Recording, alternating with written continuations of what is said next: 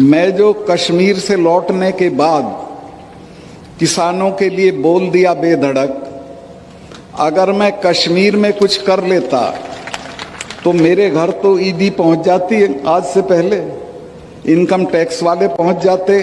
आज मैं सीना ठोक के कह सकता हूं कि प्रधानमंत्री के पास सारी संस्थाएं हैं, सब कुछ है, और मेरी सारी जांच करा लें, मैं इसी तरह बेधड़क रहूंगा, चूंकि मेरे पास कुछ नहीं। मैंने कश्मीर में जाने के फौरन बाद 2 फाइलें मेरे सामने आई। एक में तो अंबानी इन्वॉल्व थे और एक में संघ के एक बड़े अफसर हैं वो थे, एक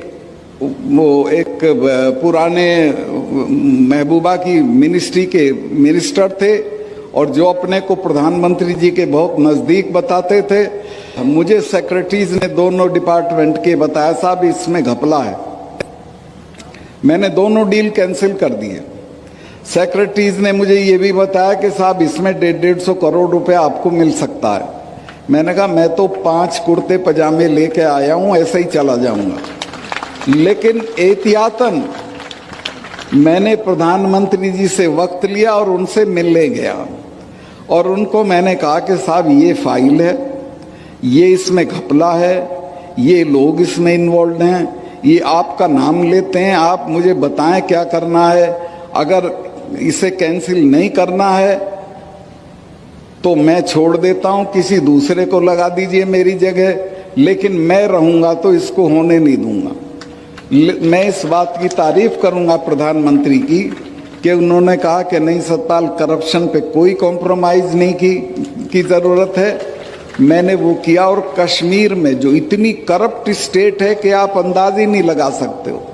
सारे देश में कमीशन 5-4% मांगा जाता है, कश्मीर में 15% मांगा जाता है। उस स्टेट में दहशत हो गई और मेरे रहते कोई करप्शन का बड़ा काम नहीं हुआ।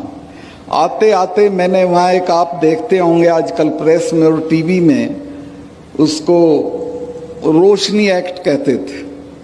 फारूक अब्दुल्ला वो एक्ट लाए थे कि ये सरकारी ज़मीनें हैं, इनको हम ठीक ठाक दाम पे दे देंगे और इससे जो रुपया मिलेगा उससे बिजली की हालत सुधारेंगे। बिजली की हालत तो सुधरी नहीं। कई एकड़ का प्लॉट फारूक अब्दुल्ला को मिल गया, उनके बेटे को मिल गया, महबूबा को मिल गया। मुझे लोगों ने जब शिकायत की, मैंने पता कराया तो उन्होंने कहा जी बिल्कुल ऐसे ही है। मैंने वो सारा कैंसिल कर दिया और उसकी जांच बिठा दी। अब वो वहाँ जांच भी सरकारी संस्थाएं करती हैं, वो भी डरते हैं कि कल कोई आ जाएंगे। तो वहाँ बहुत अच्छी एक लेडी जज चली गई थी, तो मैं उन लोगों को कहा कि तुम जज साहब के पास चले जाओ।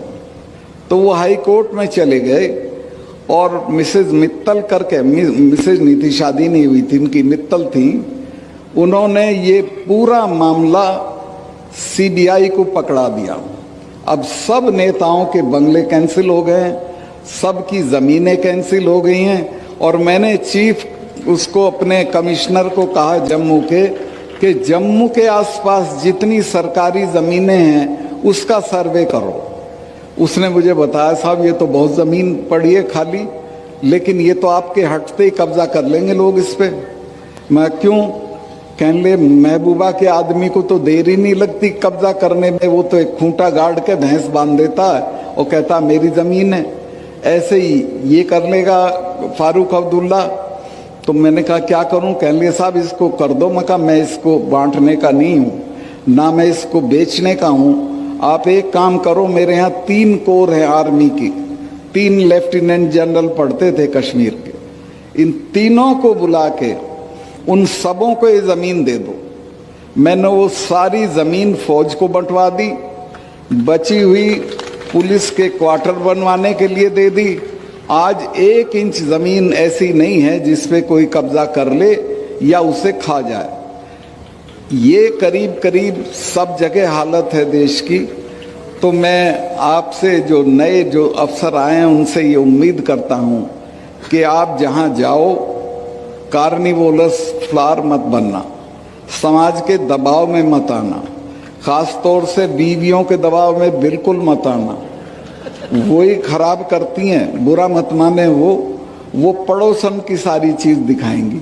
देखो इसके ये है, आजकल एक टीवी में ऐड आ रहा है, वो एक अफसर है, वो जा रहा है अपनी बीवी के साथ अपने मातहत के यहाँ, तो कहता मेरा जूनियर है। तो जाते कहती जूनियर है, घर तो देख कितना बढ़िया कर रखा है, मिसेस शर्मा की साड़ी तो देख कैसी है। तो ये दबाव आएंगे आप पे, ये दूर नहीं है। और आपको भी अच्छा लगेगा कि आप थोड़ा पैसा कमा लें, बढ़िया गाड़ी लें, बंगला बना दें। मैं ऐसे ऐसे लोगों को जानता हूँ जयपुर में कि जिनके गांव में फूस का घर नहीं था और उन्होंने क्या क्या बंगले बना रखे हैं, वो आपके समाज में भी आके इनाम बांट जाते हैं।